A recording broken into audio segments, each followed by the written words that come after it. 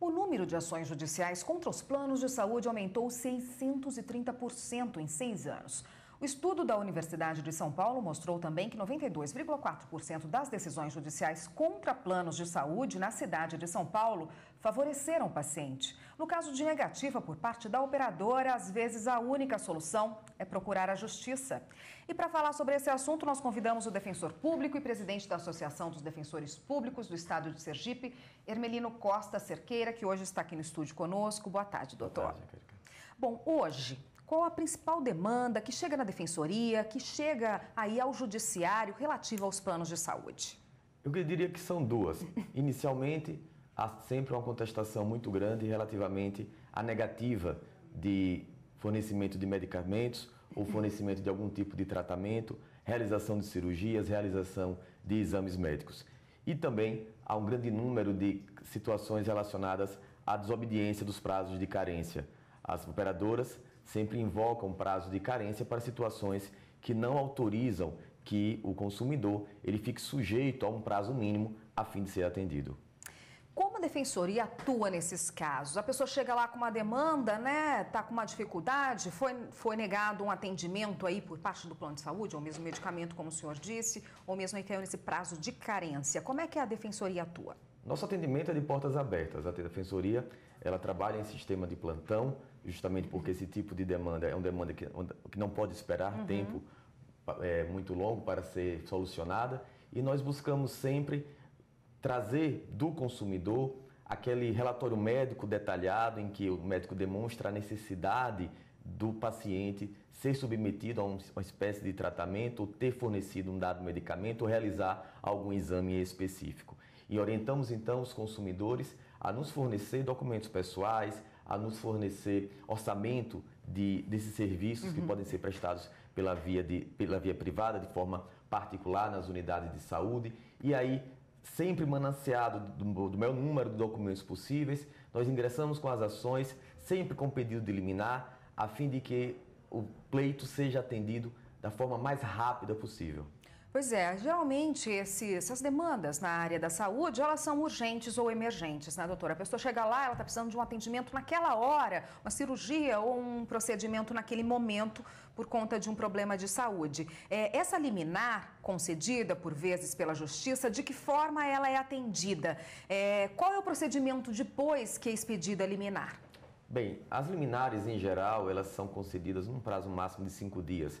Alguns tribunais, algumas defensorias vão ter suas próprias particularidades, mas os colegas, em geral, eles atuam, inclusive, indo pessoalmente despachar com os magistrados e as magistradas, a fim de que a liminar saia o quanto antes. E uma vez concedida a medida liminar, muitas vezes o consumidor, o cliente do plano de saúde, ele está no leito do hospital. Pois é. E durante o seu internamento, durante o seu tratamento, é que vem essa negativa por parte da operadora. Então, nós agilizamos as decisões judiciais, bem como o seu cumprimento, fazendo com que o oficial de justiça compareça o quanto antes ao hospital, quanto compareça o mais rápido possível à unidade de saúde e intime o representante do plano a que dê cumprimento à ordem de fornecimento da medicação, de submissão àquela cirurgia, sob pena da aplicação de multa diária ou muitas vezes até a configuração de um crime de desobediência. O senhor lembrou bem aí que as pessoas precisam ter documentos, né, para se municiar bem desses documentos e, por vezes, essa pessoa que precisa do tratamento está ali num leito. A família, ela tem autonomia para buscar a justiça, para buscar a defensoria, para buscar um advogado, para lutar por ela ali, já que a pessoa que às vezes é cliente do plano está num leito? Sem dúvida alguma. Dentre vários documentos, nós temos a declaração de hipossuficiência, que é aquele documento em que o paciente afirma não ter condições financeiras de custear um advogado particular. E essa declaração, ela pode sim ser subscrita por algum parente, pelo seu acompanhante, quando ele está impossibilitado de fazê-lo. Além dessa declaração, nós precisamos muito da atenção do consumidor para que ele sempre nos forneça o encaminhamento médico, um relatório médico detalhado, circunstanciado, assinado por um profissional com inscrição no Conselho Regional de Medicina, que aponte qual é a enfermidade que aquele paciente possui, identificando o CID, o Cadastro Internacional de Doenças, e também anexo documentos pessoais da pessoa, contrato do plano de saúde, o cartão do plano de saúde, orçamento desses exames que podem ser realizados na via particular. Então, toda essa documentação é de extrema importância a fim de que possamos dar segurança ao magistrado na hora dele apreciar a decisão. E é fundamental sempre ter em mãos o documento do plano através do qual aquele serviço, o exame, o medicamento, a cirurgia foi negada. A negativa por parte do plano, no papel, é também muito importante para instruirmos esses pedidos. Tá ótimo. A gente continua nesse assunto no próximo bloco. Só um minutinho, por favor.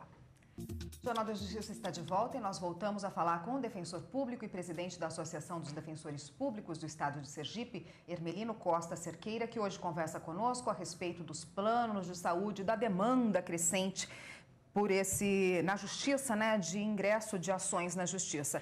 Doutor, a gente estava falando como a Defensoria Pública age com pedido de liminar no momento de urgência, sim, de um procedimento de urgência. Depois, a gente sabe que o pedido de liminar é uma decisão provisória, né, para atender aquele momento ali do paciente. Depois, o plano de saúde que se negou, a justiça concedeu a liminar porque viu que o paciente tinha razão e tinha direito. Ele pode ser punido de uma outra forma? Sem dúvida. O expediente que a legislação ela prevê para a hipótese em que houve um inadimplemento contratual é a perdas e danos. Essa situação é uma hipótese evidente de que você, ao celebrar um contrato de plano de saúde, você o faz com a legítima expectativa de que, em necessitando desse tipo de serviço, seja atendido da maneira mais adequada possível. Nós não somos senhores nem da nossa saúde, nem muito menos de nossa recuperação. Então não pode haver prazos pré-definidos quanto a esse tempo de recuperação, nem medidas adequadas para isso. Nós temos uma evolução constante da medicina, de modo que, uma vez reconhecida uma negativa indevida por parte do plano de saúde, é sim direito do consumidor pleitear danos morais que buscam compensá-lo pelo constrangimento, pelo padecimento, por toda a contrariedade que uma pessoa sofre quando mais precisa do plano de saúde, tem-lhe negado um direito, apesar de estar implente com as suas onerosas prestações, com as suas onerosas mensalidades do plano.